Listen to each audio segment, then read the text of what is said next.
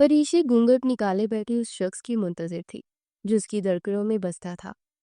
कुछ देर बाद दहाड़ से दरवाजा खुला तो परीशे ने चौंक कर देखा तो जैद था। उसका चेहरा गुस्से से सुर्ख हुआ था।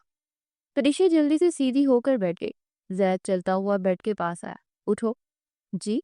परीशे ने हैरत से कहा। मैंने कहा उठो। वो दहाड़ कर बोला। परीशे का दिल उसकी दहाड़ पर सुकड़ गया था। जैद, मुझसे कोई गलती हो गई है क्या? उसने थूक निगलते हुए पूछा। मुझे जहर लगती है तुम जैसी ओवर कॉन्फिडेंट लड़कियां। उठो और मेरे कमरे से दफा हो जाओ। जैद ने सुर्ख आंखें उस पर घाटते हुए कहा। वो फक चेहरे के साथ उसे दिख रही थी। जैद ने उसका बाजू पकड़कर खींचकर बेड से नीचे उतारा। जैद, की क्या हो गया आपको? मुझसे कोई गलती हो गई है क्या? उसने तड़प कर पूछा। नहीं, गलती मुझसे हो गई है जो मैं तुमसे शादी कर रही। वो दहाड़ कर बोला। मेरा गुनाह तो बता दे, फिर मुझे सजा दे। वो तड़प कर बोली। आओ मेरे साथ बताता हूँ तुम्हें कि किस चीज की सजा मिल रही है।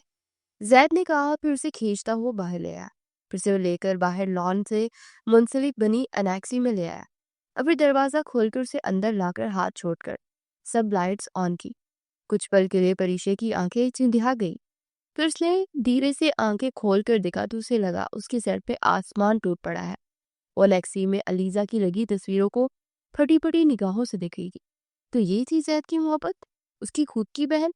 इसलिए अलीजा इस रिश्ते के खिलाफ थी। यह है तुम्हारी सजा की वजह, तुम्हारी अलीजा की। अब तुम देखना इसके किए की सजा तुम्हें कैसे देता हूं मैं।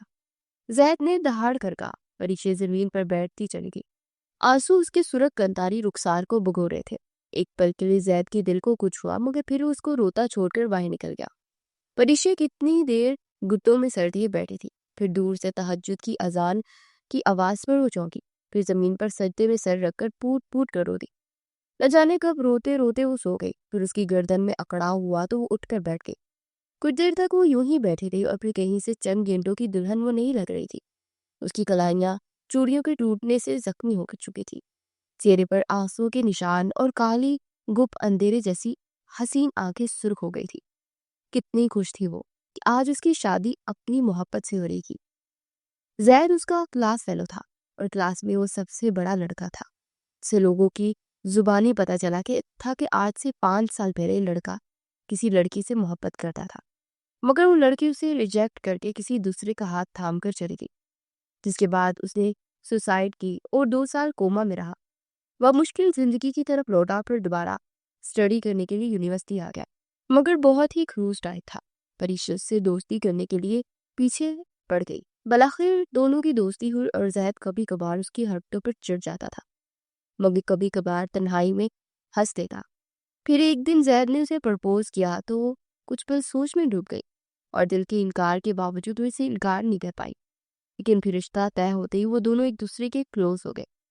परीक्षा को जैद से मोहब्बत हो गई। जैद ने शादी भी फौरन रखवा ली लेकिन वो ये सब बदले में कर रहा था। ये बात उसने आज शादी की रात बताई। जैद ने कुछ अर्सा कबल ही उसके मोबाइल में अलीजा की तस्वीर देखी थी और जब पता चला कि ये उसकी बहन है तो अलीजा के धोखे का बदला उसने परीक्षा से लेने का सोचा और उसमें कामयाब भी ठहरा। वो माजी से हाल में वापस आई और फिर अपने टूटे बिखड़े वजूद को समेटते हुए बाहर निकलकर अंदर लाउंज की जाने पड़ी। वो उजरी बिखरी सी लाउंज में दाखिल हुई तो अजीज और हुमैरा अफंदी उसे देखकर ठटक गए। परीक्षा बचे, क्या हुआ? हुमैरा अफंदी ने घबरा कर कहा। नफरत करता है आपका बेटा मुझसे। वो कहता है कि मुझ जैसी लड़कियों से नफरत है उसे और मेरे नाकर्दा गुनाहों की सजा मुझे देना चाहता है। वो घुटे घुटे अंदाज में बोली। आई एम सो सॉरी परीक्षा। मुझे लगा कि जैद अलीजा को बुला देगा मगर मुझे नहीं पता था कि वो ये सब बदले नहीं कर रहा है। मुझे तो आज अलीजा को देखकर पता चला कि वो तुम्हारी बहन है। हुमैरा अफंदी ने कहा। अब मैं क्या करूं, बताएं मुझे, किधर जाऊं मैं? वो तड़प कर बोली। नहीं बच्चे, आप कहीं नहीं जाओगी बल्कि इसी घर में रहेंगी। जैद भले ही मेरा बेटा है मगर इस वक्त वो गलत है। आप यहाँ रहकर अपने हक के लिए लड़े और मैं हमेशा आपके साथ हूँ। हुमैरा फंदी ने मोहब्बत से उसके हाथ थाम कर कहा और वो उनके सीने के साथ लगकर पूट पूट कर रो दी। फिर हुमैरा फंदी ने उसे रूम में जाने का कहा। परीशे भारी दिल के साथ जैद के रूम में दाखिल हुई तो सितमगर उसे दहकती आग में धकेल कर खुद मजे से नर्म गर्म बिस्तर में इस्तराहत फरमा रहा था। कंफर्टर लिए और बाजू में तकिया दबोचे वो शर्टलेस ऊंधे मुंह सो रहा था। अपनी बेइज्जती और जिल्लत को याद करके उसकी आंखें फिर से भीगने लगी। फिर उसने कपड़े चेंज करके फजर की नमाज अदा की। फिर वो चलती जैद के पास आई और साइड टेबल पर पड़ा पानी का जग उठाकर उस पर अंडेल दिया। जैद हड़बड़ाकर उठकर बैठ गया और फिर जरा सा हवास दुरुस्त करने पर फरिशे उसे खा जाने वाली नजरों से देख रही थी। व्हाट नॉनसेंस, वो चिल्लाया। फरिशे ने हाथ में पकड़ा जग उठाकर जोर से जमीन पर फेंका और गिरचियां पूरे कमरे में फैल गई। तुम्हारा दिमाग ठीक है फरिशे? वो चिल्लाया। चिल्लाओ मत तुम मुझ पर, और आवाज नीची ही रखना, वरना ऊंची आवाज का यहाँ मुकाबला होगा और तुम्हारे नौकरों की फौज के सामने तमाशा बन जाएगा। उसकी आंखों में देखकर चबा चबा कर बोली। जैद लब पींच कर रह गया और फिर वो इत्मीनान से बेड की दूसरी साइड पर जाकर लेट गई। जैद गुस्से से बल खा कर रह गया था। फिर पैर पटक कर वो बाहर निकल गया। जैद बाहर आकर दब से सोफे पर बैठ गया। हुमैरा फंदी ने स्पॉट नजरों से उसे देखा। आपकी बहू ने मेरे ही कमरे से मुझे निकाल दिया। जैद ने तब कर कहा। तस्वीर कर ले बरखुरदार, मेरा नहीं बल्कि हमारा बोले, क्योंकि वो कमरा परीशे का भी है। जुबैर फंदी ने तलख लहजे में कहा। आज जो तुमने मुझे परीशे के सामने कितना शर्मिंदा किया है बता नहीं सकती। वो बच्ची पूरी रात अलेक्सी में बैठी रोती रही। मोहब्बत नहीं है मान लिया, लेकिन इंसानियत तो थी ना, उसी के नाते भूल जाते सब कुछ। हुमैरा फंदी ने तलख लहजे में कहा। आप दोनों उसका साथ क्यों दे रहे हैं? जैद तपा। क्योंकि हम जालिम का साथ नहीं देते। हुमैरा फंदी की बात पर वो झिलाकर उठकर बाहर आ गया। कितनी ही देर वो लॉन में बैठा कुड़ता रहा। फिर उसे अलीजा का तंजिया अंदाज याद आया तो वो उठकर खड़ा हो गया और गुस्से से कमरे से चला गया। देखो मुझे परेशान करके कैसे सो रही है, जैद ने कुड़ कर सोचा। करीशे फिर से बड़ी का कंधा हिलाकर आवाज दी। यार सोने दो ना, वो हुनूदगी में बोली। उठो मेरे बिस्तर से और वो सोफे पर जाकर सो जाओ। जैद ने कंफर्टर खींच कर कहा और वो उठकर उसे घूरने लगी। ये काम तुम खुद क्यों नहीं कर लेते? तुम वहां जाकर सो जाओ, वो कहकर कंफर्ट लेकर सो लेट गई। जैद ने झिलाकर उसे देखा और फिर सोफे पर आकर लेट गया और बामुश्किल उसकी आंख लगी। फिर काफी देर बाद आंख खुली तो 12 बज रहे थे। जैद उठकर बैठ गया। उसकी गर्दन से दर्द की ठेसी उठ रही थी। फिर उसने बेड पर सुकून से लेटी परीशी को देखा। फिर वो चलता हुआ उसके पास आकर उसे देखने लगा। वो सीने पर हाथ रखकर सो रही थी। जैद उसे गौर से देखने लगा। वो बिलाशुबा बहुत हसीन लग रही थी। सोते ही उसके चेहरे पर फैली मासूमियत ने पल भर के लिए जैद को मदहोश कर दिया था। फिर सर झटक कर वो इसे हिलाने लगा। रिशे उठो, खाने पे वेट हो रहा होगा। जैद ने कहा। भाभी सोने देना, वो नींद में ही बोली। भाभी जानो, इसको मैं भाभी जानो लग रहा। जैद हैरत से बड़बड़ाया। उफ, परी की बच्ची उठ, ये तुम्हारा घर नहीं है, अफंदी बुलाया। जैद ने उसका कंफर्टर खींच कर कहा। परी ने हड़बड़ाकर आंखें खोली। क्या हुआ? वो जल्दी से जैद को देखते हुए बोली। जैद ने उसकी नींद से बोझल लड़ती पलकों से बामुश्किल अपनी नजरों को हटाया। उठो और उठकर तैयार हो जाओ, फिर हमें अपने गांव जाना और वहीं से वापस आकर हमारा वलीमा होगा। जैद ने कहा। मैं कहीं नहीं जाऊंगी तुम्हारे साथ, वो तरक कर बोली। मैं देख रहा हूँ तुम तमीज भूलती जा रही हो। जैद ने नागवारी से कहा। मैं बंदे की शक्ल देखकर तमीज से बात करती हूँ। अपनी शक्ल देखो आईने में, अब मुझ पर अपने हुक्म सादर करना। वो कमर पर हाथ रखकर बोली। जैद ने आंखें मीच कर अपने गुस्से पर काबू किया। फिर जलाकर वॉशरूम की जान पड़ गया। परीशे इत्मीनान से कंफर्ट लेकर फिर से लेट थे। जुबैर फंदी ने कहा। बेगम जाकर बच्चों को उठाए, हमारे 3 बजे लाहौर की फ्लाइट है, फिर गांव भी पहुंचना है। फिर उससे पहले हुमैरा फंदी जाती परीशे ने अंदर आकर सलाम किया। लीजिए हमारी बहू तो आ गई। हुमैरा फंदी ने मुस्कुरा कर कहा। परीशे बच्चे अब जल्दी से तैयार होकर आ जाए, फिर हमें गाँव जाना है। लेकिन आंटी जाना जरूरी है क्या?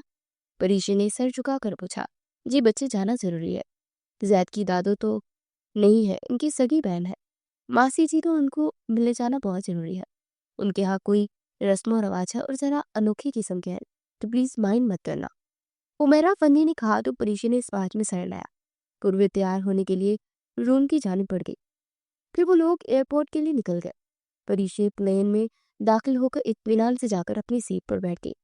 कुछ पल बाद जैद भी अंदर दाखिल होकर दब से उसके साथ बैठ गया। तुम मेरे साथ बैठोगे? परीशे ने आंखें फैलाकर पूछा। तो सर पर बैठो क्या? जैद ने तंग कर पूछा।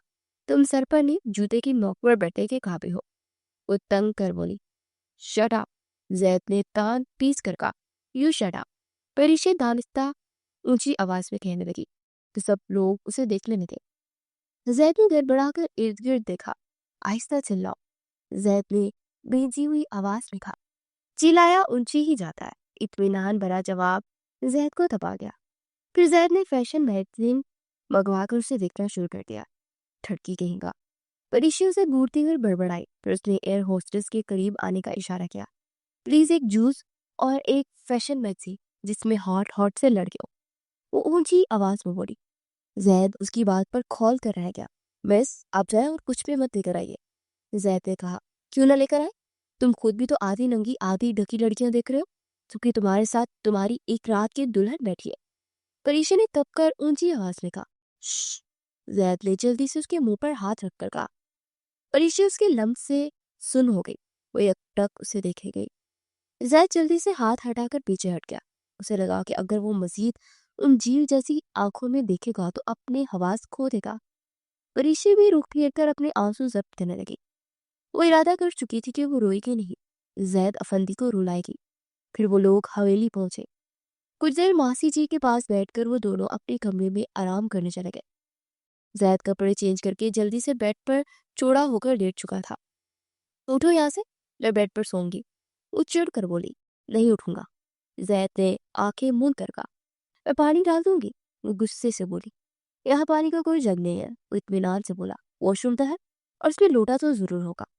परीशा की बात पर वो हड़बड़ाकर उठकर बैठा। देखो परीशा, अच्छे बच्चों की तरह हम बेड पर एक एक साइड पर सो सकते हैं, क्योंकि रात जमीन पर सोने से मेरी कमर में बहुत दर्द है। सो प्लीज आराम करते हैं। जैद ने जल्दी से उसे मनाते हुए कहा। ठीक है, लेकिन अगर तुम मेरी साइड पर आए तो जान से मार दूंगी मैं। उसे वार्न करते हुए बोली थी। ओके फाइन, जैद ने कहा और फिर बेड के दरमियान में उसने एक कुशन लगा दिया। वो दोनों अपनी अपनी साइड पर लेट गए। रात की आंख खुली तो उसने वॉल क्लॉक पर टाइम देखा तो रात के 5 बज रहे थे। वो जल्दी से उठकर बैठ गया। ओ गॉड, मासी दादी तो मुझसे सख्त नाराज हो जाएंगी।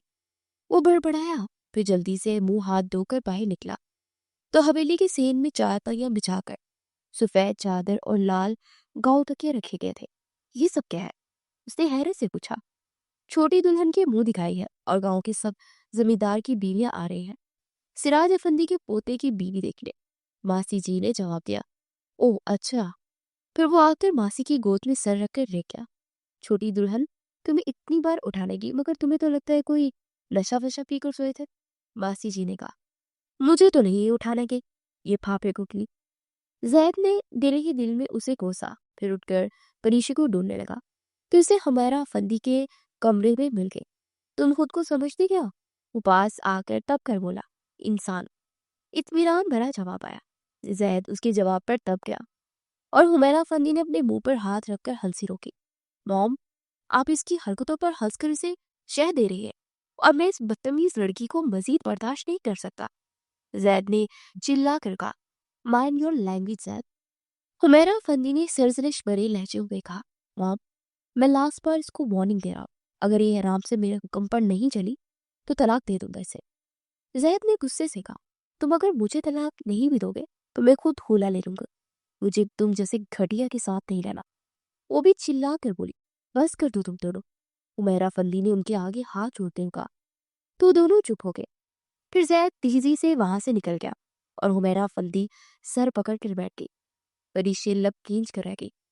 वो दोनों इस बात से अनजान थे कि बाहर खड़ी मासी जी की बेटी सुंदस ने एक एक लफ्ज सुना और तंजिया अंदाज में मुस्कुराई।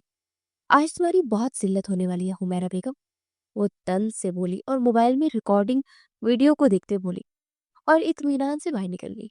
जब सब लोग आए और परीशा तैयार होकर बाहर निकली तो जैद भी एक पल के लिए उसे देखकर ठटक गया, मगर मासी जी संजीदगी से उसे देख रही थी।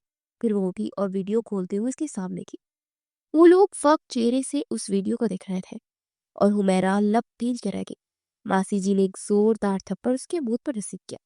शर्म नहीं आती लड़की, शौहर के साथ इस तरह जुबान चलाती हो? अरे, मेरी बेटी होती ना तो काट कर मैं रखती थी। मासी जी ने कहा। बस करें मासी जी, आप मेरी बहू से इस तरह बात नहीं कर सकती।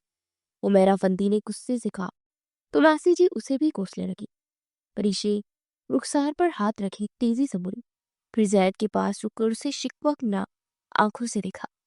जैद के दिल की धड़कन थम सी गई और फिर वो भागती हुई वहां से चली गई और कमरे में आकर वो वॉशरूम में घुस गई और शॉवर खोलकर उसके नीचे बैठ गई। ठंडे यक पानी से उसे अपना जिस्म सुन होता महसूस हुआ। हुमैरा अफंदी तेजी से परीशे की रूम की तरफ बढ़ी और अजीज अफंदी और जैद भी उनके पीछे चले आए। परीशे बच्चे किधर हो आप? हुमैरा अफंदी ने कमरे में आकर कहा।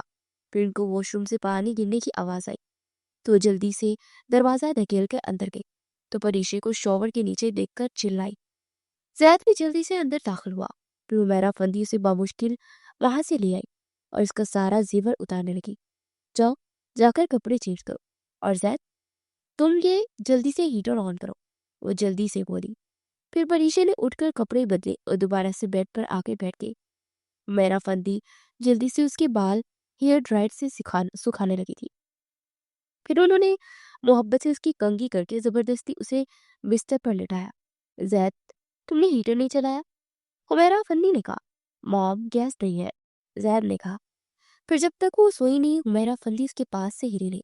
ध्यान रखना इसका। हुमैरा फंदी जैद को कहकर कमरे से बाहर निकल गई। जैद उठकर उसके पास आया। उसका रंग पीला जर्द लग रहा था। ऐसा लग रहा था कि जैसे वो सदियों की बीमार है। फिर जैद भी लेट गया। आधी रात को परीशे के कराहने पर उसकी आंख खुली। परीशे, उसने परीशे पर झुकते हुए पुकारा, मगर उसने माथे पर हाथ रखा तो वो आग की तरह तप रहा था। जैद जल्दी से उठकर बैठा। अभी मेडिसिन बॉक्स से मेडिसिन निकालकर जबरदस्ती से खिलाई और उसका बैठकर सर दबाने लगा। वो बैठे बैठे ही नींदराज होकर परीशे के करीब होकर लेट गया और परीशे ने उसके सीने पर सर रख दिया। परीशे की आंख खुली तो जैद की बाहों में मुकीद थी। वो इसे यक तक देखे गई। ये क्या कर दिया आपने जैद? मेरा तमाशा बन गया आपकी वजह से। अलीजा आपी के किए की सजा मुझे आप कैसे दे सकते हैं? वो दिल ही दिल में उसे शिकवे किए जा रही थी और एक आंसू निकलकर जैद के लबों पर गिरा तो जैद ने चौंक कर आंखें खोली। परीशे जल्दी से उठकर सीधी होकर बैठ गई। कैसी तबीयत है तुम्हारी? जैद ने उसका माथा छूते हुए पूछा। परीशे उसके छूने पर जल्दी से पीछे हट गई। फिर बेड से उतरने लगी तो उसका सर घूम गया। वो सिर थाम कर जल्दी से बैठ गई। जैद जल्दी से बेड से उठकर उसकी तरफ बढ़ा। जो चाहिए मुझे बता दो। जैद उसके पास बैठे हुए बोला। हाँ चाहिए। मुझे तुम्हारी शक्ल नहीं देखना। प्लीज ये एहसान कर दो कि मेरी नजरों से दूर हो जाओ। वो चबा चबा कर बोली। दिमाग खराब है तुम्हारा क्या? एक तो तुम्हारी हेल्प करने की कोशिश कर रहा हूं और तुम मुझे ही सुनाई जा रही हो। जैद ने तब कर जवाब दिया। मैंने हेल्प मांगी तुमसे? उसने तब कर पूछा। मरो या जियो, आई डोंट केयर, बाढ़ में जाओ। जैद ने भी तब कर कहा। हाँ, सची तो कहा। मैं मरूं या जीऊं, तुम्हें क्या फर्क पड़ता है? तुमने मुझे खुद दहकती आग में धकेल दिया जैद अफंदी। अब फिक्र मत करो, इस आग में मैं ही नहीं तुम भी झुलसोगे। एक टाइम आएगा जब तुम मेरे लिए तड़पोगे। परीशे, तुम अपने बारे में कितनी खुशफहम हो। तुम्हारे अंदर खूबसूरती के अलावा और है ही क्या? वो इस ताहजाया अंदाज में बोला। परीशे ने अपने दुखते सर को दबाया और फिर उसके चेहरे पर फीकी सी मुस्कुराहट आ गई। सही कहा तुमने। काश अल्लाह ने मुझे अच्छे से बुरे इंसान को परखने की सलाहियत भी दी होती तो शायद मैं आज इतने दर्द में ना होती। दुनिया में सबसे ज्यादा ट्रस्ट तुमसे और अलीजा आपी पे किया, मगर तुम दोनों मेरे दर्द की सबसे बड़ी वजह बन गया। वो नम लहजे में बोली और एक आंसू फिसल कर उसके रुखसार पर फिसल गया। जैद का दिल उसके आंसू पर डगमगा सा गया। वो बेचैन हो गया। फिर आहिस्ते से उठकर मुंह हाथ धोने चली गई। फिर कुछ देर के बाद वो तैयार होकर नीचे आए तो सबसे मिलने के बाद वो एयरपोर्ट के लिए निकल गए। परीशे वंदी विला वापस आकर हुमैरा फंदी के साथ रात देर तक बैठी रही। फिर जब वो रूम में आए तो जैद आंखों पर बाजू रखे सो रहा था। परीशे ने अंदर आकर इत्मीनान से टीवी ऑन किया और ड्रामा देखने लगी। प्लीज बंद करो इसे, मुझे नींद आ रही है, जैद ने उसे आवाज दी। परीशे ने वॉल्यूम तेज कर दिया तो जैद उठकर उसे घूरने लगा। परीशे, तुम्हारे अंदर मैनर्स नहीं है क्या? जैद ने तब कर कहा, मगर वो इत्मीनान से टीवी ऐसे ही देख रही थी जैसे वो बहुत अहम काम हो। जैद ने गुस्से से उसे देखा और फिर उठकर पीछे से स्विच ऑफ कर दिया। परीशा ने थककर उसे देखा और फिर मोबाइल पर ऊंची आवाज में सॉन्ग लगा लिया। जैद महज दांत पीस कर रह गया। तुमने सुबह यूनिवर्सिटी नहीं जाना क्या? जैद ने तब कर पूछा। नहीं, और तुम अपने काम से काम रखा करो। वो तिरक कर बोली, कसम से यार तुम बहुत बदतमीज हो।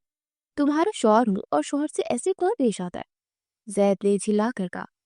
हाँ हाँ, शौहर तुम जैसे हो तो इज्जत के लायक नहीं होते। वो इस्तेहज़ाइया अंदाज में हंसते हुए बोली, इतनी ही उगताई हो तो मेरे कमरे से दफा क्यों नहीं हो जाती? जैद ने तंग कर पूछा। तुम्हारा नहीं हमारा को, यही डैड ने कहा था। खैर, अगर ज्यादा ही मेरे होने से दर्द हो रहा है तो जाओ किसी और जगह, क्योंकि मैं तो इत्मीनान से बेड पर सोने वाली हूँ। वो मजे से कहकर बेड की दूसरी तरफ बढ़ गए। जैद खौल कर रह गया। कुछ देर ही परीशे सो चुकी थी, मगर जैद की आंखों से नींद कोसों दूर थी। उसकी नींद एक बार टूट जाए तो उसे जल्दी दोबारा नींद नहीं आती थी। वो कुछ देर लेटा रहा, फिर परीशे की तरफ करवट ली तो परीशे उधर पीठ किए हुए थी। तुम्हें तो आज छोड़ूंगा नहीं परीशे। वो दिल ही दिल में उससे मुखातिब हुआ, फिर उठकर दूसरी साइड पर आया और जग पकड़कर उस पर पानी अल्डेलने ही वाला था कि परीशे ने करवट ली और सीधी होकर लेट गई। जैद के दिल की धड़कन पर परीशा के चेहरे पर फैली मुस्कुरा मासूमियत से थम सी गई। अरे यार, क्या कर रहा है जैद? बुखार था कल भी इसको, आज फिर पानी डालकर उसे बीमार करेगा। उसके दिल ने मलामत की, पर उसने जग साइड पर रख दिया और उसके पास बैठकर उसका माथा छूकर देखने लगा। तो परीशे नींद में खसखसाई तो जैद जल्दी से उठकर अपनी साइड पर आकर लेट गया। परीशे की आंख खुली तो काफी देर तक वो साकेत लेटी रही। फिर से अपने बेड पर पेट पर वजन महसूस हुआ तो उसने सीधे होकर देखा तो उसके पेट पर जैद का बाजू था। वो ऊंधे मुंह लेटा था और बाजू उसके ऊपर था। परीशे ने गुस्से से उसका बाजू पकड़कर उसे पीछे धकेल दिया तो जैद ने सर उठाकर उसे देखा। क्या तकलीफ है तुम्हें? वो इस पर ही उलट पड़ा। तकलीफ मुझे होगी ना, मेरे ऊपर बाजू रखकर इस तरह फरमा रहे हैं आप। वो तरक कर बोली, ओह सॉरी, मैं ऐसे ही सोता हूँ और शायद तकिया समझ के तुम पे बाजू रख लिया होगा। वो जल्दी से वजाहत देते हो बोला, तुम्हें तकिया दिखती हो मैं? वो तब कर बोली, हाँ तो नरम नरम सी हो तो तकिया ही होगी ना। वो इत्मीनान से बोला, तुम्हें मैं मोटी दिखती हूँ? वो गुस्से से बोली, मैंने कब तुम्हें मोटी कहा? जैद ने हैरत से पूछा। अभी कहा, कुछ पल पहले कहा। मैं नरम नरम लगती हूँ तुम्हें तो फिर? जैद ने उसकी बात पर हैरत से पूछा। तो फिर ये कि मोस्टली मोटे लोग ही नरम नरम होते हैं ना। वो तब कर बोली। जैद का दिल किया कि उसकी इस लॉजिक पर सर फोड़ दे। तुम न परीशे इंतहाई डफर हो। वो तब कर बोला, तुम्हारी अकल तो जैसे बह बह जा रही है। वो तब कर बोली, बस कर दो, जान छोड़ो मेरी। जैद ने हाथ जोड़कर कहा, जाओ छोड़ दी जान। वो गर्दन अकड़ा कर बोली, बहुत शुक्रिया आपका मैडम। वो जल्दी से बोला और फिर उठकर शावर लेने के लिए कपड़े निकालने लगा। परीक्षा ने सर उठाकर देखा और फिर जल्दी से मोबाइल उठाकर वॉशरूम की तरफ भागी। और जब तक जैद को कुछ समझ नहीं आती वो वॉशरूम में घुसकर कुंडी लगा चुकी थी। जैद हका बका सा बंद दरवाजे को देख रहा था। जैद को जब समझ आया कि वो तेजी से वॉशरूम के दरवाजे के पास आकर जोर से दरवाजा पीटने लगा। परीक्षा, बाहर निकलो। जैद ने चिल्ला कर कहा, नहीं निकलूंगी और पूरा 1 घंटा वेट करो। अंदर से इत्मीनान भरा जवाब आया, परीक्षा, मुझे यूनिवर्सिटी जाना है। वो आजिज होकर बोला, तो मैं क्या करूं? ज्यादा ही जल्दी है तो तुम कहीं और चले जाओ। परीक्षा उसकी बात पर जिला कर रह गई। तुम अगले 10 मिनट में बाहर निकलो, वरना। वरना क्या मिस्टर डम्बू? वो तंजिया अंदाज में पूछने लगी। तुम्हारा सर। जैद तपा। उसके तपने पर परीक्षा खिलखिलाकर हंसने लगी, फिर मोबाइल पर ऊंची आवाज से गाना लगाकर खुद भी गाने लगी। मैं तेरी दुश्मन, दुश्मन तू मेरा, मैं नागन तू सुकेरा, ला हौला वला कुव्वता इल्ला बिल्लाह। ऐसे गाने कौन सुनता है और गाता है वॉशरूम में? जैद ने तब कर पूछा। परीशे, जमाल कुरैशी, गाती भी हूँ और सुनती भी हूँ। इत्मीनान से जवाब आया। मरो तुम परीशे, जाकर कही। जैद ने तब कर कहा, सेम टू यू। जैद ने तब कर दरवाजे को देखा और फिर तन फन करता वो बेड से बैठकर न्यूज चैनल पर न्यूज देखने लगा। काफी देर के बाद परीशा वॉशरूम से बाहर निकलकर आई तो जैद ने सुक्का सांस लिया और कपड़े लेकर वॉशरूम की जाने पड़ा तो वॉशरूम का गीला फर्श देखकर उसका पारा हाई हो गया। तुम्हारे अंदर अकल नहीं है क्या? वॉशरूम का फर्श गीला क्यों है? वो पास आकर तब कर बोला, हाँ है, वॉशरूम में नहाएंगे तो फर्श गीला ही होगा ना। वो बोली और फिर उसके करीब आकर आंखें सुखेर कर देखने लगी। व्हाट? वो हैरानगी से बोला, जैद छी, तुम कहीं शैम्पू और साबुन लगाकर सिर्फ तौलिए से साफ तो नहीं करके निकल आते? वो होंठों पर उंगली रखकर पूछने लगी, तुम इंतहाई बदतमीज और बेशर्म हो। जैद का चेहरा सुर्ख हो गया। ये मेरे सवाल का जवाब तो नहीं है। वो इत्मीनान से सीने पर हाथ बांध कर बोली, मोहतरमा, वॉशरूम में वाइपर पड़ा है, निकलने से पहले वो फेरा जाता है। उसको कहते हैं मैनर्स। जैद तब कर बोला, किसी से बात करने के भी मैनर्स होते हैं, उसका भी इस्तेमाल कर लिया करो ज़ैद अफंदी। मैं बंदे की शक्ल देखकर ही तमीज से बात करता हूँ। और फिर से तब कर बोला, हाँ हाँ, अल्लाह माफी, तौबा इस्तगफार। वो खिलखिलाकर हंसी तो एक पल के लिए जैद की नजरें उसके डिंपल पर अटकी, मगर वो जल्दी से नजरें फेर गया। नजरें क्यों चुरा रहे हो, जरा आईने में देखो, मेरे सामने तुम सड़े हुए बैंगन जैसे लगते हो। वो मजाक उड़ाते हुए बोली। जैद ने आईने में देखा तो हाँ, उसकी हुस्न के सामने मानित पड़ जाता था, गंदमी रंगत की वजह से। मगर परीक्षा उसको बदसूरत तरीन बनाकर उसे मजीद गुस्सा दिला देती थी। सड़ा हुआ बैंगन लगता हूं मैं तुमको, कद्दू जैसी तुम लगती हो। उसके माथे पर उंगली रखते हुए बोला, फिटे मुंह है तुम्हारा। उसके मुंह पर हाथ से इशारा करते हुए बोली। जैद ने एक झटके से उसके बाजू से पकड़ के खींचकर उसे अपने करीब किया, फिर उसकी गर्दन में हाथ डालकर उसकी माथे के साथ अपना माथा लगाया। परीक्षा की तो जान ही निकल गई उसकी कुर्बत से। वो बेखुदी में थी जब भी जैद उसके कान में बोला, आई हेट यू परीक्षा। परीक्षा ने एक झटके से अपना आप छुड़ाया और उससे दूर हो गई। वो यूनिवर्सिटी से वापस आए तो सामने बैठी अलीसा को देखकर चौंक गए। हाय आपी, वो पास आकर बोलो, कैसी हो मेरी जान। अलीजे ने उसे गले लगाते हुए पूछा। कैसा हो सकता है वो इंसान जिसने उन लोगों से धोखा खाया हो, जिसको वो सबसे ज्यादा ट्रस्ट करती थी। वो फीकी से मुस्कान के साथ बोली, आई एम सॉरी परिशे। अलीजे ने शर्मिंदगी भरे लहजे में कहा, क्या आपकी माफी से मेरा खोया हुआ मान वापस मिल जाएगा क्या। वो तलक लहजे में बोली, परिशे मैं बताना चाहती थी तुम्हें, जब जैद को देखा था कि वो मेरा क्लास फेलो रह चुका है। अलीजे निगाहें चुरा कर बोली। परिशे ने अजीब सी नजर से उसे देखा। जैद को किसी और के लिए दुत्कारा था क्या। वो मुस्तरिब लहजे में बोली, हाँ मगर क्या जैद आपसे मोहब्बत की भीख मांगने आया था तो आपने उसे नफरत और जिल्लत दी थी। उसकी आंखों में आंखें डालकर फिर से पूछने लगी, हाँ मगर, फिर से मगर। परीक्षा चिल्लाई। आंसू उसकी आंखों में लड़ियों की तरह बह रहे थे। क्यों इतनी बड़ी मुनाफिक है आप। क्यों आपने जैद की जिंदगी के 5 साल जाया कर दिए। आपके दिए जख्मों की बर्दाश्त करने की उनमें हिम्मत नहीं थी जैद में। फिर भी आपने उसे दूर दर्द दिया। अगर छोड़ना ही था तो हाथ पकड़कर अपनी राह पर चलाया क्यों था। आइंदा से कभी मेरे घर मत आइएगा, क्योंकि मैं नहीं चाहती मेरे शौहर को दर्द हो। वो हलक के बल चीख कर बोली और फिर एक झटके से मुड़कर तेजी से वहां से निकल गई। आज वो कितने दिनों के बाद अपने बाबा से मिलने जा रही थी। वो वहां पहुंचे तो गाड़ी से निकलने के बाद जैद की तरफ वो बढ़ी। जैद प्लीज, बाबा के सामने हमें ऐसे ही रिएक्ट करना है जैसे हम बहुत खुश हैं। मैं उन्हें अपनी वजह से दुख नहीं देना चाहती, और तुम उसके बदले कुछ भी मांग सकते हो।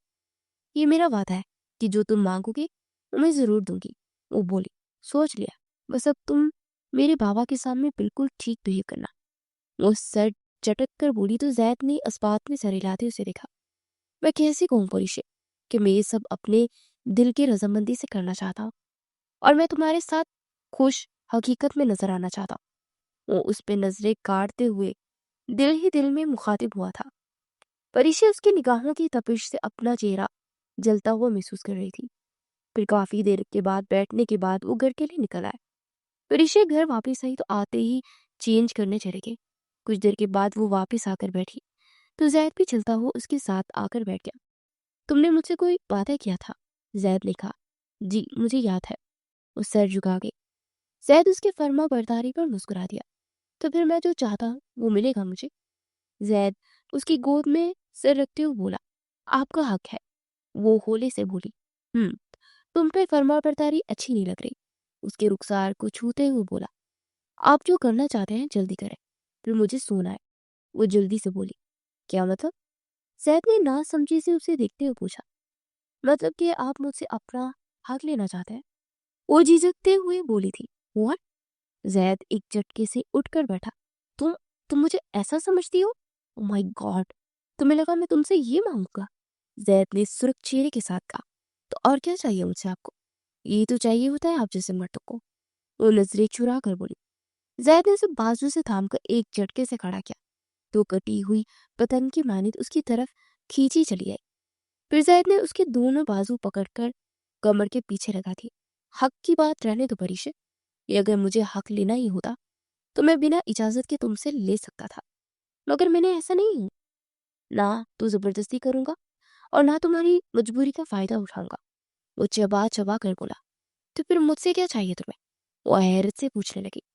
मैंने तुम्हारे साथ जो अब तक नाटक किया, मैं अब उस हकीकत को बनाना चाहता हूँ। उसको सबसे पहले दोस्त बनना चाहता हूँ। जैद ने गहरी सांस भरकर कहा, दोस्ती? और तुमसे? वो गुस्से से उठकर बोली, आ गई अपनी असलियत पर वापस। तुम खुद को बहुत अच्छा समझती हो क्योंकि तुम एक खुद पसंद, इडियट और बदतमीज लड़की हो। जैद ने तब कर कहा, वाह वाह क्या कहने, तुम तो जैसे कोई फरिश्ता हो। वो भी तंग कर बोली, उफ बस बहुत हो गया, अब जान छोड़ो मेरी। जैद ने हाथ जोड़े, तुम तो मुझे ही छोड़ दो ताकि तुम्हारी मनहूस शक्ल देखने से बच जाओ। अल्लाह मियाँ कुछ ऐसा करे कि इनकी शक्ल मुझे नजर ही ना आए।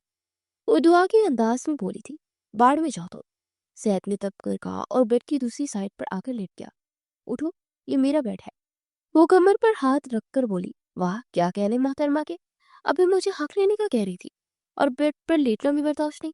वो तरक कर बोली, मुझे जो लगा कह दिया, इस बात पर आप मिट्टी डालो। मगर एक बात सोने की है, तो मैं इधर बेड पर तुम्हें सोने नहीं दूंगी। और घर में हम एक बेड ही शेयर करते हैं, तो अब यहाँ भी कर लेते हैं।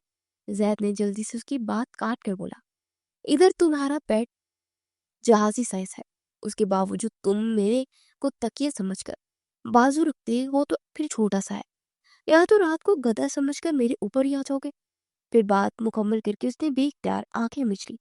उफ, क्या क्या बोल रही हूँ मैं? वो बड़बड़ाई, एग्जैक्टली, तुम्हें खुद नहीं पता क्या बोलती हो तुम। और तमाशा मत करना, आराम से सो जाओ। जैद ने कहा और करवट ले ली। तो वह कितने तेज कार है इसके। वो दिल ही दिल में उसे सलावतें सुनाती चेहरा दूसरी तरफ करके सो गई। अगले 2 दिन यूं ही गुजर चुके थे। फिर जैद ने अपनी डैड की खराब तबीयत होने की वजह से ऑफिस के काम के सिलसिले में लंदन चला गया था। और वहां जाकर उसे मालूम हुआ कि बिजनेस में काफी ज्यादा लॉस हुआ है, तो इसे संभालने में काफी वक्त लग जाएगा। इन दिनों परीक्षा को बहुत मिस कर रहा था। परीक्षा भी यूनिवर्सिटी जाना शुरू हो चुकी थी और इन्हीं दिनों उनकी मुलाकात फैजान से हुई, जो कि जैद के डैड के बिजनेस पार्टनर था। और वो दोनों कुछ ही अरसे में दोस्त बन चुके थे। और इसमें सबसे बड़ा हाथ फैजान का ही था। वो आज यूनिवर्सिटी से वापस आकर हुमैरा फंदी के साथ बैठ गई थी, तो मुलाजमा ने उसे फैजान के आने की खबर दी। वो दोनों बैठे बातें कर रहे थे और हुमैरा फंदी मुलाजमा को चाय का कह रही थी। एक जरूरी मीटिंग के लिए कमरे से बाहर चले गई। जैद सरप्राइज देने के चक्कर में किसी को भी बताए बगैर आज ही पाकिस्तान पहुंचा था।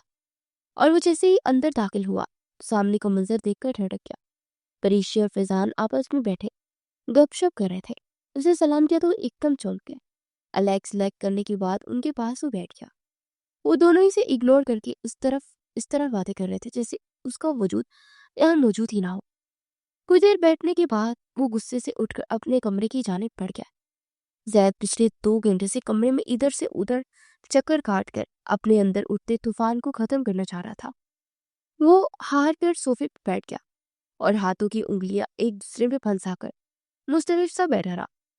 फिर काफी देर बाद वो दरवाजा खुलने पर मुड़कर दरवाजे की तरफ आया, तो परीक्षा अंदर दाखिल हो रही थी। जैद ने अपना इस्तराब से परीक्षा को पीछे देखा। वो ड्रेसिंग रूम से में खड़ी अपने बाल समेट रही थी। फिर वो नाइट ड्रेस लेकर वॉशरूम में घुस गई और फिर कपड़े चेंज करके वो बेड पर आकर लेके उस फिजान से तो पटर पटर बातें कर रही थी और मुझे देखकर ही सकता हो गया। वो दिल ही दिल में जलाया। फिर वो इसे उठकर पास आया और इसकी साइड पर बेड पर लेट गया। परीक्षा ने नागवारी से देखा और फिर कमर पर हाथ रखकर उसके सामने खड़ी होकर उसे खश्मगीन निगाहों से घूरने लगी। व्हाट? जैद ने कंधे उचकाकर पूछा। उठो मेरी जगह से। वो गुस्सा जब्त करके रसायनिक सी गोया हुई थी। नहीं उठना, और इसके लिए तुम अगर पानी की बाल्टी भी गिरा दो फिर भी नहीं उठूंगा। और हाँ, नया तरीका ढूंढ लो बेड पर से उठाने का।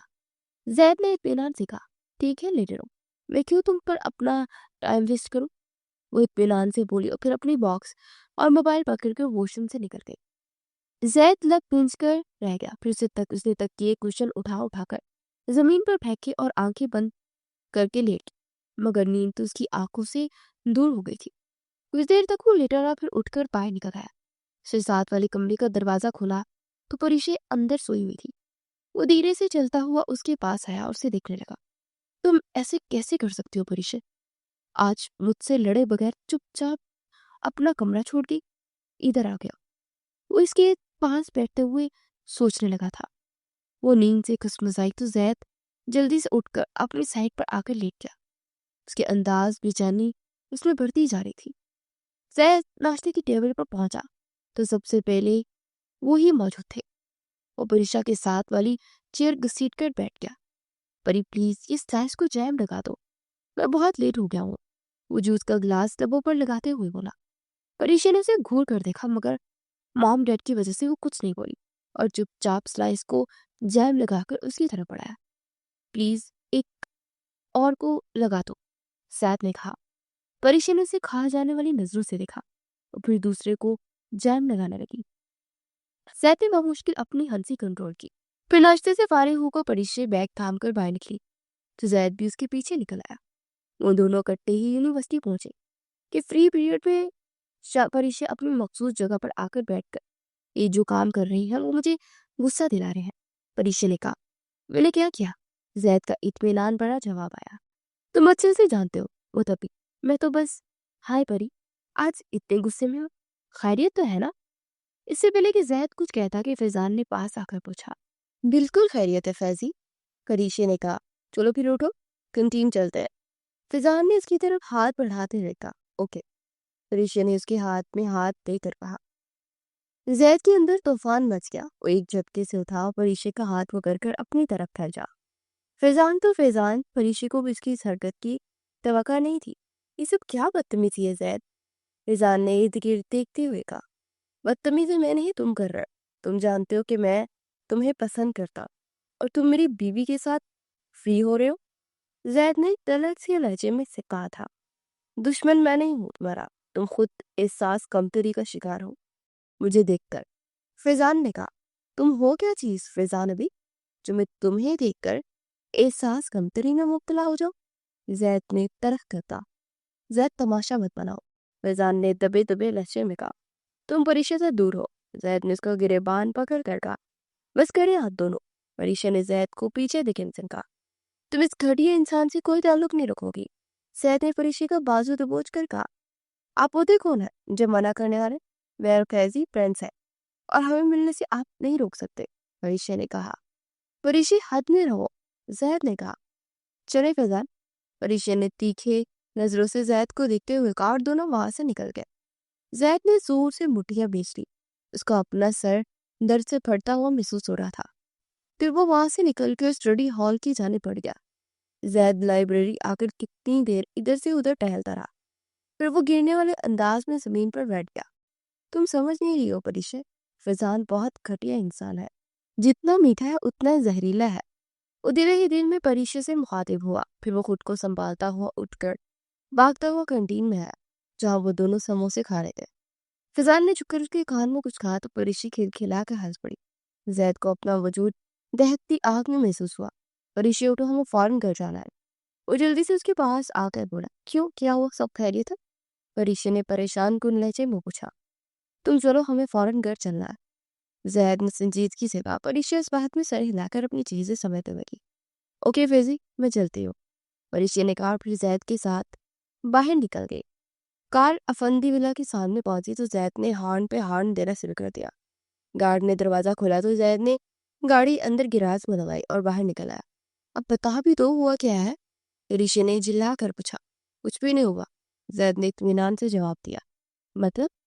मतलब ये कि परीक्षा मोहतरमा, मेरे सर में दर्द था तो घर आना था, तो इसलिए ये सब किया। वो लापरवाही से बोला। तुम इंतहाई बदतमीज हो। वो गुस्से से पैर पटक कर वहां से चले गए। जैद मुस्कुराता हुआ उसके पीछे चलाया। कमरे पहुंचकर परीक्षा दब से सोफे पर बैठ गई। सॉरी, जैद उसके पास बैठते हुए कहने लगा। परीक्षा ने हैरानगी से उसे देखा। तुम और सॉरी, कुछ जचा नहीं? वो तंजिया अंदाज में उससे बोली। अरे यार, तुम लड़कियां कितनी अजीब होती हो। पहले चाहती हो कि हम तुम्हारे मुताबिक चलें, फिर जब हम चलते हैं तो तुम लड़कियां यकीन ही नहीं करती। जैद ने चिल्ला कर कहा। ओके, माफ किया, प्लीज जान छोड़ दो। वो हाथ जोड़ कर बोली। जैद ने उसे गहरी नजरों से देखा।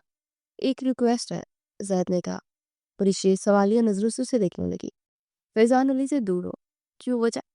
वो माथे पर बल डालकर पूछने लगी। यार मैं कह रहा हूं ना, तो तुम माननी चाहिए तुम्हें मेरी बात। जैद ने कहा। क्यों मानूं मैं तुम्हारी बात?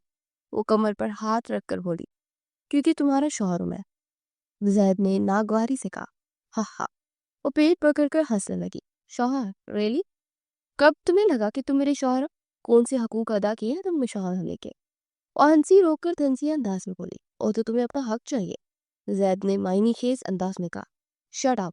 उसके ऊपर कुशन फेंकते हुए बोली, फिर तेजी से उठकर बाहर निकल गई कि कहीं वो सच में कुछ कर न दे।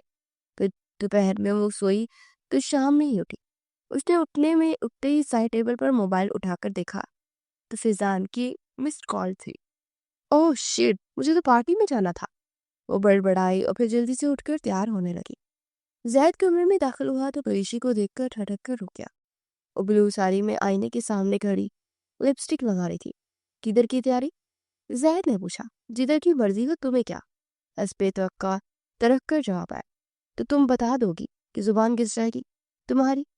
जैद ने जल कर कहा, जलबुन पहले भी रहे हो, जो कुछ बताऊंगी तो जलबुन कबाब बन जाओगे। तो वो तंजिया अंदाज में बोली थी, तुम इस चीज की फिक्र मत करो, मैं ही जलूंगा। जैद ने कहा, तो फिर सुनो, तुम्हारे रकीबियन के फैजान के घर कॉकटेल पार्टी में जा रहे हो। व्हाट? वो चिल्लाया। परीक्षा ने तंजिया अंदाज में देखा, जैसे कह रही हो कि देखा, जल गए ना, तुम कहीं नहीं जाओगी। वो तरह कर बोला, तुम मुझे रोकने का हक नहीं रखते। वो नाकवारी से बोली, मैं ये हक रखता हूँ और ये तुम जानती हो। जैद ने संजीदगी से कहा, तो फिर रोक के दिखाओ अगर हिम्मत है। वो तलक लेजेंड बोलकर सैंडल पहनने लगी। जैद एक चिटके से वापस मुड़ गया।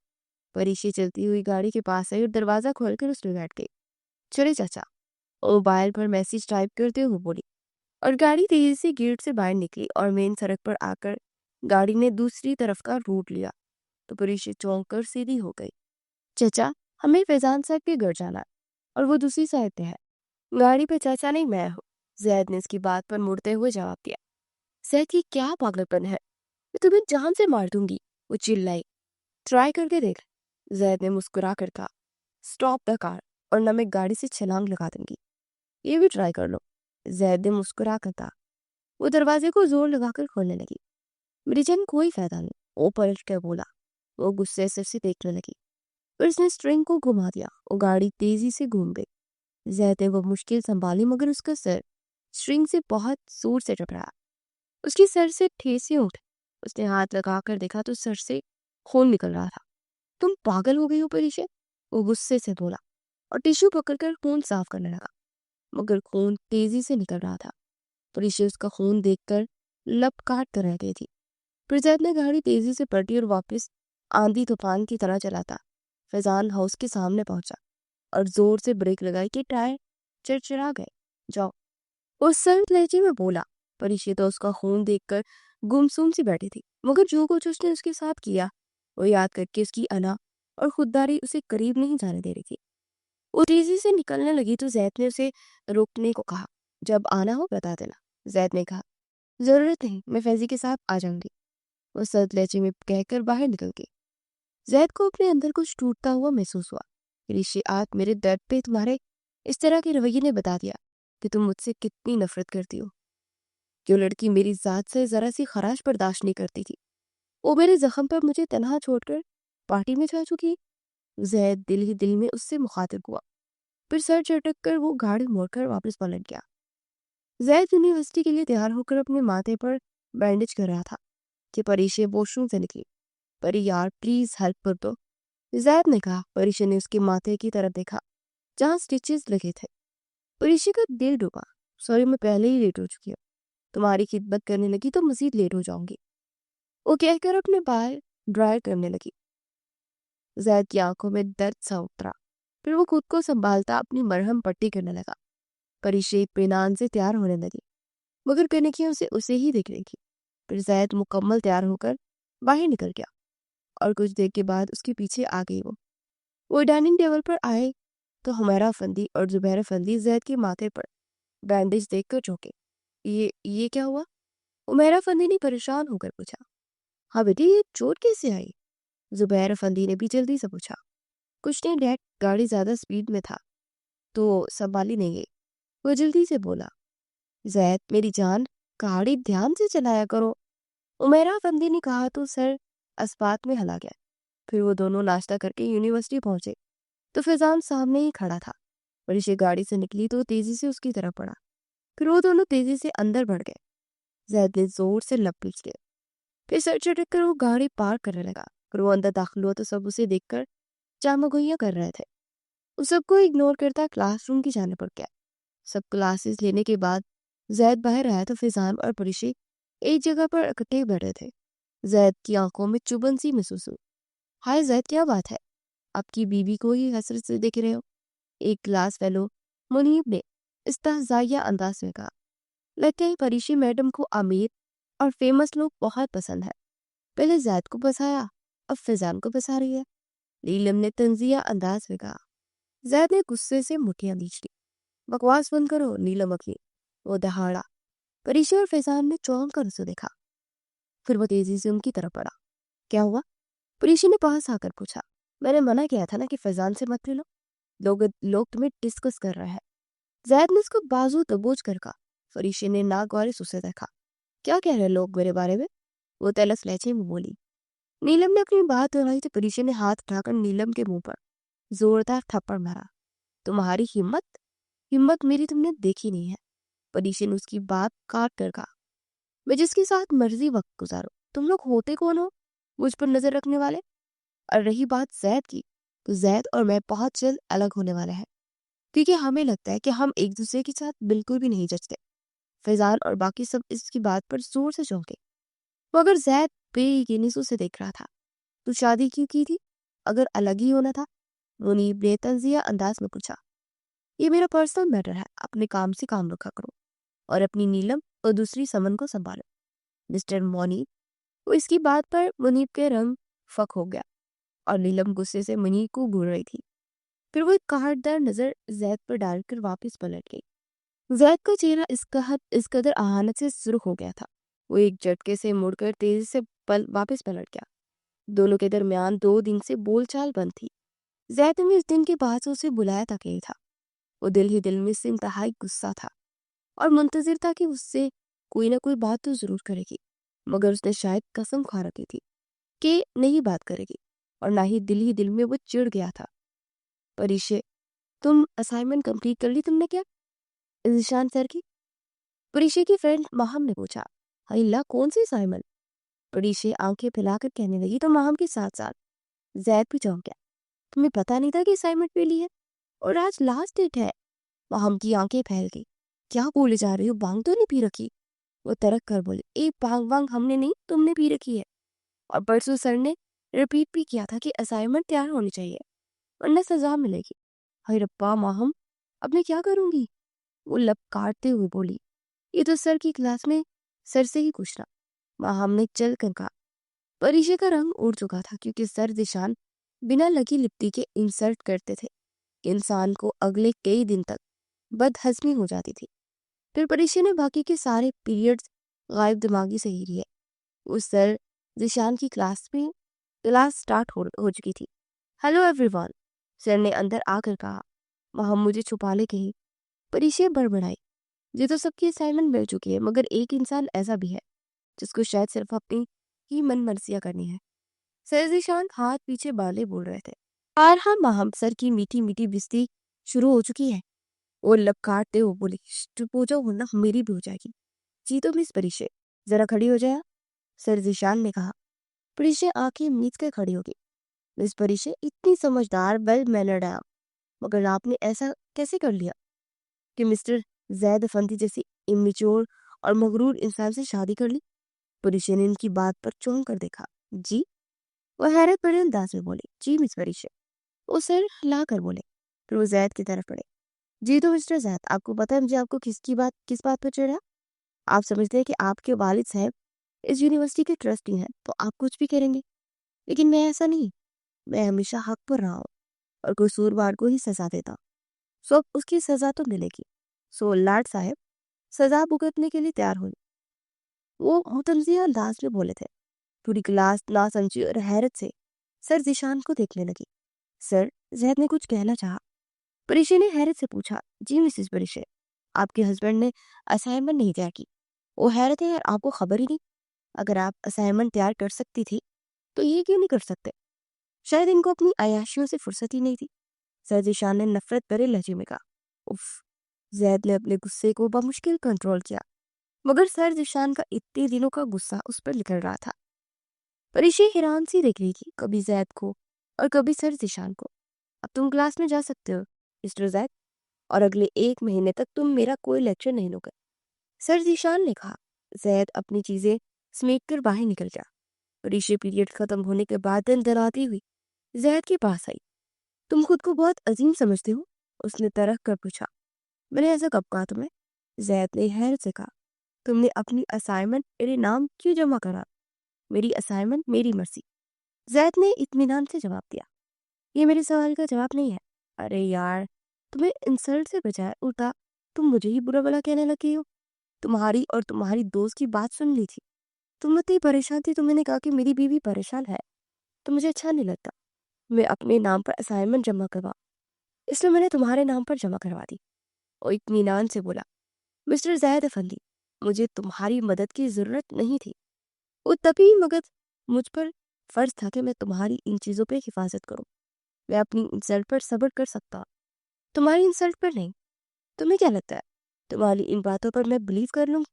मुझे मालूम है इसमें भी तुम्हारी कोई चाल होगी।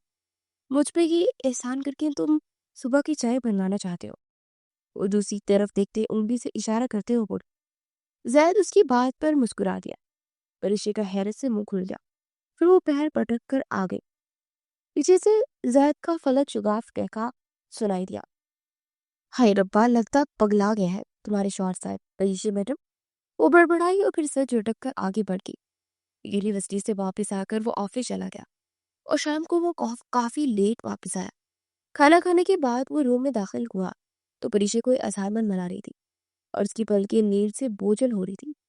जैद वापस पलट गया और किचन में आकर वो कॉफी बनाने लगी।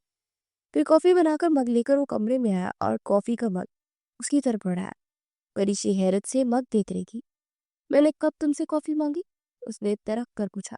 मैंने सोचा कि तुम थक गई होगी तो इसलिए तुमने सोचा कि मुझे एक कॉफी के मग से पटा लेना चाहिए। उसकी बात काट के बोली। जैद लब पींच के रह गया। फिर उसने उसका मग टेबल पर रखा और अपना मग लेकर साइड पर बैठ गया। परिशे ने जलाकर उसे देखा और फिर मग उठाकर वॉशरूम की जाली पड़ी और पूरी कॉफी कमोड पर गिराकर वापस आकर मग जोर से टेबल पर पटका। आइंदा से मुझसे दूर रहना और ये हमदर्दियों का नाटक मेरे साथ मत किया करो। नफरत करती हूँ मैं तुमसे। वो तिरक कर बोली। जैद की आंखों में दर्द सा उतर आया और फिर वो एक झटके से मुड़कर वहां से निकल गया। कितनी देर वो सड़क पर यूं ही आवारा फिरता रहा। उसकी समझ में नहीं आ रहा था कि आखिर वो परिशे के दिल से सारी गलत फहमियां कैसे दूर करे और उसे कैसे बताए कि हकीकत में उससे मोहब्बत करता है। हाँ, वो उसकी बहन से इंतकाल लेने के लिए उसकी तरफ बढ़ा था, लेकिन अब वो ये नहीं चाहता था। अलीजा से उसकी मोहब्बत जो थी वो सिर्फ एक शराब थी, मगर परिशे से मोहब्बत उसकी हकीकत, और वो उसके बिना जीने का तस्वुर भी नहीं कर सकता था। जैद रात 3 बजे घर आया था और गाड़ी पोर्च में खड़ी करके वो थके थके कदमों के साथ कमरे में आया। कमरे में एसी फुल स्पीड से चल रहा था और परिशे सुकर कर लेटी थी। जैद ने उसे एसी कम करने के लिए रिमोट ढूंढा, मगर उसे वो कहीं नहीं मिला। फिर उसने अपने कंफर्ट से उसे उड़ा दिया और खुद दूसरी साइड पर लेट गया। सुबह जब उसकी आंख खुली तो कंफर्टर उसके ऊपर था। एहसास तो है मिसिस को, मगर इजहार नहीं करना चाहती। वो हौले से मुस्कुराया और फिर वो उठकर मुंह हाथ धोकर नीचे आया तो परिशे और हुमैरा फंदी लाउंज में ही बैठी थी। मॉम प्लीज कॉफी बना दे। हुमैरा फंदी की गोद में सर रखकर बोला था। परिशे बच्चा, जाओ अच्छी सी कॉफी बना लाओ। हुमैरा फंदी ने कहा तो दिल ही दिल में जैद को कोसती कॉफी बनाने चली गई। जैद के चेहरे पर मुस्कुराहट तैरने लगी। फिर कुछ देर के बाद वो कॉफी बनाकर उसे थमाई और उसके चेहरे पर अजीब सी मुस्कुराहट थी, जिससे जैद झटका, मगर फिर सर झटकर उसने कॉफी का घूंट पिया। फिर कॉफी में शहद की तरह मीठा था। परिचय को पता था कि वो मीठे से भागता है, तो इसीलिए उसने बेइंतहा चीनी डाली थी। परिचय ने तंजिया अंदाज में कहा और आंखों ही आंखों में पूछा, मजा आया? कॉफी तो है, कॉफी डिफरेंट और अच्छी है, जैद ने कहा। परिचय दिल ही दिल में तिल मिला कर रह गई। अगले कई दिन वहीं गुजर चुके थे। अब वो जानबूझकर परिचय को अपने साथ साथ ही रखता था ताकि फैजान से वो बात भी ना कर सके, और इस बात को फैजान ने फील किया, मगर परिचय को ये बात नहीं फील हुई थी। क्योंकि वो तो अपने आप पे मगन थी और इससे ऐसे भी फिजान में कोई इंटरेस्ट नहीं था। वो सिर्फ फिजान को अपना दोस्त ही समझती थी। उसकी बेरुखी पर फिजान भी पीछे हट चुका था और दूसरी लड़कियों के साथ ज्यादा से ज्यादा वक्त गुजार रहा था। तुम्हारे दोस्त की तुम्हें कोई खबर है कि नहीं? पता है आजकल किसी लड़की के साथ डेट पर है। जैद ने उसे छेड़ते हुए कहा तो वह नाकवारी से उसे देखने लगी। ये मेरा मसला नहीं है, वो किसी से भी दोस्ती करे। और वो बनाकर बोली, और अगर मैं करूँ दोस्ती किसी से? जैद ने पूछा। तो कर लो, वो गुस्से से बोली। और जैद की मायनी खेज हंसी की वजह से वो गुस्से से पैर पटक कर वहां से निकलकर लाइब्रेरी में आ गई। काफी टाइम बीत चुका था, उसे वक्त का अंदाजा नहीं हुआ, मगर बाहर से आती शोर से वो एकदम होश में आई और बढ़ाकर उठी, अंदर दाखिल होती अपनी क्लास फेलो से शोर की वजह से वो दर से बाहर दो ग्रुप्स की आपस में लड़ाई हो गई है और मारपीट पर उतर आया है। और जैद बच बचाव कर रहा था तो वो भी काफी जख्मी हुआ है। चलो जल्दी से चलो, हमें पिछले दरवाजे से जाना है। तो इसका हाथ थामते हुए बोली, मगर पड़ोसी उसका हाथ झटकती भागती उसी साइड से भागी जहां झगड़ा हुआ था। मगर वहां जाकर ऊंची ऊंची आवाज से जैद को पुकारने लगी, मगर उस शोर में उसकी आवाज जिसे दब सी गई। फिर एक शख्स उसकी तरफ पड़ा और उसने हाथ में पकड़ी हॉकी से उसको मारना चाहा तो जोर से आंखें मीच गई। मगर जब हॉकी उसके सर पर नहीं भरे तो उसने आहिस्तेगी से आंखें खोली तो जहद ने उस हॉकी को जकड़ रखा था और फिर वो उस शख्स पर बुरी तरह टूट पड़ा और उसको अधमरा वो छोड़कर तेजी से पलटा और साकित कर पड़ोसी का हाथ पकड़कर एक साइड पर भागने लगा। फिर वो एक कमरे में आते उसका दरवाजा बंद करते अपना सांस बहाल करते पड़ोसी को देखने लगा जो बुरी तरह हाँप रही थी। तुम ठीक हो?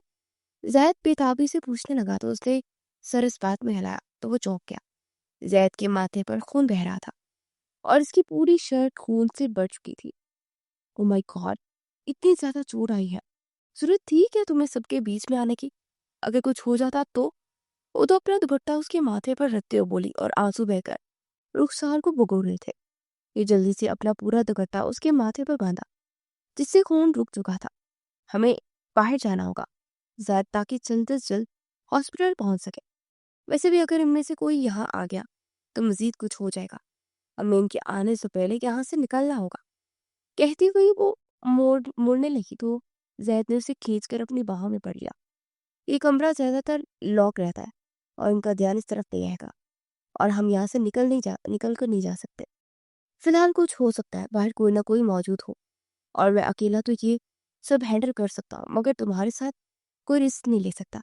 तुम्हें जरूरत क्या थी मुझे आकर पुकारने की? मैंने जब किंजा को भेजा था तो उसके साथ बाहर जाती यूनिवर्सिटी से। अब शाम तक ये दंगे फसाद रहेंगे। वो जलजलाते हुए बोली, कहीं चली जाती तुम्हें छोड़कर? अपनी हालत देखी है तुमने? और इतना भी सोचा तुमने अगर तुम्हें कुछ हो जाता तो मैं क्या करती? उसकी सीने पर मुक्के बरसाते हुए रोते हुए बोली। तो जैद मुस्कुरा दिया, फिर खींचकर उसे अपने मजीद करीब करता उसके चेहरे के हर नक्श को चूमता चला गया। आज तुम्हारी आंखों में इतने दिनों के बाद अपने लिए दोबारा मोहब्बत देखिए ना, तो जी उठाओ ना। मैं आई एम सॉरी मेरी जान, मैंने बहुत ज्यादती की। तुम्हें इस चीज की सजा दी जो तुमने की ही नहीं। तुम्हारी बहन का अमल था वो, मगर सजा तुमने भुगती। I am really sorry. दुनिया में जितनी गिनती है उतनी बार sorry, and I love you so much. उसके माथे पर माथा टिकाए हुए बोलता चला गया। वो हिचकियों से रोती उसके सीने पर सर रखी थी। वो दोनों फिर वहीं बैठे एक दूसरे से बातें करने लगे। फिर बाहर का माहौल कुछ ठंडा हुआ तो उसे लेकर बाहर आया और काफी अंधेरा था, मगर दोनों वहां से निकलकर सड़क पर आए। परिशे उसे हॉस्पिटल से बैंडेज करवाकर घर आई तो हुमैरा अफंदी और अजीज अफंदी लाउंज में बैठे थे। वो दोनों को देखकर हुमैरा अफंदी तेजी से उसकी जानिब लपकी और आगे बढ़कर उन्हें अपने सीने से लगा लिया। कितना घबरा गई थी मैं, एक सो नहीं करते थे। रोते हुए बोली, आई एम सॉरी माम, बस सिचुएशन ही ऐसी हो गई थी और मोबाइल भी मेरा बंद हो गया था। जैद ने कहा, जाओ अपने कमरे में जाओ और जाकर आराम करो, मैं दूध भेजता हूँ। उमैरा फंदी ने कहा तो चुपचाप अपने कमरे की जानिब बढ़ गए। उमैरा फंदी ने उन दोनों के लिए वहां पर खाना भेज दिया था। खाना खाने के बाद मेडिसिन दी तो वो आराम करने लगे। अगले 2-4 दिन जैद ने उसने उसके घर पर आराम किया। जैद काफी ज्यादा बेहतर था। शाम को जैद हस्बे आदत यूनिवर्सिटी से सीधा ऑफिस चला गया था और वो घर आई तो हुमैरा बेगम ने उसे एक बॉक्स दिया। मॉम ये क्या है? वो बोली। जैद ने कहा कि तुम्हारे लिए कुछ भेजा है और यह कि सब कुछ पहनकर रेडी होकर कमरे में आ जाता। बाकी मुझे कुछ नहीं पता, मैं तो अपने शौहर के साथ बाहर जा रही हूँ गिलत पर। तुम दोनों मियाँ बीवी जानो। अमीरा फंदी ने छीरते हुए कहा तो वो शर्म से सुर्ख हो गई। फिर वो तैयार होने के लिए पॉलर चली गई। शाम को जब वो वापस आई तो जैद उसी का मुंतजिर था। उसका हाथ पकड़ के कमरे की जानो पड़ा और वो जब कमरे में गई तो हैरान रह गई। पूरा कमरा गुलाब की खुशबुओं से महक रहा था। पुरेशी तो खुशी से हर चीज छूकर दिख रही थी। फिर कुछ देर के बाद जैद अंदर आया तो उसकी तरफ घूमी। जैद ट्राई जिसमें केक है उसे टेबल के पास लेकर एक टेबल पर रखा और मुस्कुरा उसकी तरफ बढ़ा। Happy birthday to you, happy birthday to you, happy birthday to you my dear जान। जैद गुनगुनाता हुआ उसकी तरफ आया और उसके माथे पर बोसा देते हुए उसे अपने हिसार में ले लिया। वो नम आंखों से मुस्कुराती, जी तो कैसा लगा मैडम आपको सब कुछ? बहुत बहुत अच्छा है, वो आंखें मीच कर बोली। जैद ने फिर से उसकी कमर में हाथ डालकर उसे खुद से करीब किया। जैद प्लीज, उसने घबरा कर कहा। जी जाने जैद, कुछ कहना है क्या? जैद ने शरारती अंदाज में पूछा तो वो सर झुकाकर लब काटने लगी। बुरी बात, इन पर जुल्म मत करो। जैद ने उसके लबों पर उंगली फेरते हुए कहा और उसका हाथ थामकर पास लाया और दोनों ने केक काटा और फिर म्यूजिक ऑन करते उसके साथ उसने डांस डांस किया। वो इसे हिसार में लिए विंडो के पास पड़े दीवान पर बैठा बाहर पूरे चांद को देख रहा था और साथ ही साथ छोटी मोटी गुस्ताखियां भी कर रहा था। फिर एकदम से वो उसका रुख अपनी तरफ करके उसके लबों पर झुकता और ये अपनी दस्तरस में ले गया। परीशी ने जल्दी से अपना आप छोड़ाया और खड़ी हो गई। क्या हुआ? जैद ने हैरत से पूछा। ये सारी बहुत तकलीफ दे रही है और इतनी हैवी ज्वेलरी भी है। वो हाथों में मौजूद चूड़ियों की तरफ इशारा करते हुए बोली। वो मुंह बनाकर बोली, हाँ तो वॉशरूम में तुम्हारा नाइट ड्रेस रखा है, पहन लो। जैद ने कहा और बेड पर बैठ गया। You are so so boring Zaid, वो कमर पर हाथ रखकर बोली। अब मैंने क्या किया? वो चिल्लाकर बोलने लगा, मेरी हेल्प करो किसी चीज में। जैद ने आंखें घुमा कर कहा, किस पे मदद करूं मैं? मेरे जेवर उतारने में। वो तक कर बोली, ओ जेवर उतारना हो।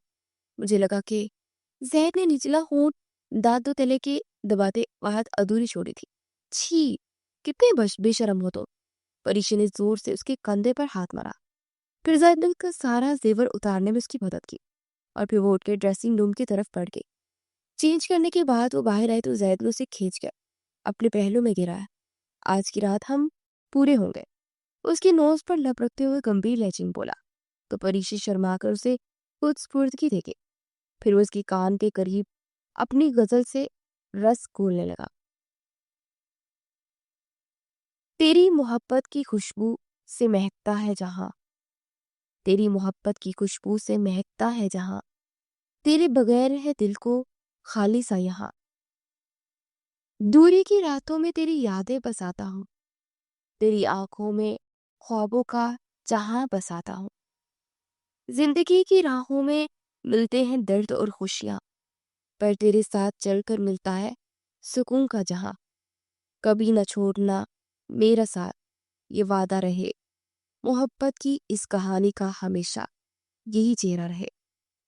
मोहब्बत की पुकार है दिल की ये आवाज, तेरे बगैर मेरी दुनिया है बेकार, बेरंग बेरास।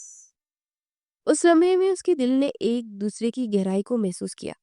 मोहब्बत की हकीकत उन दोनों के दरमियान एक नई शुरुआत की बुनियाद रखी, जहां वो एक दूसरे के साथ हमेशा रहने का अहद कर चुके थे और आने वाले लम्हात बहुत हसीन होने वाले थे, क्योंकि मनपसंद साथी का साथ बड़ा हसीन होता है।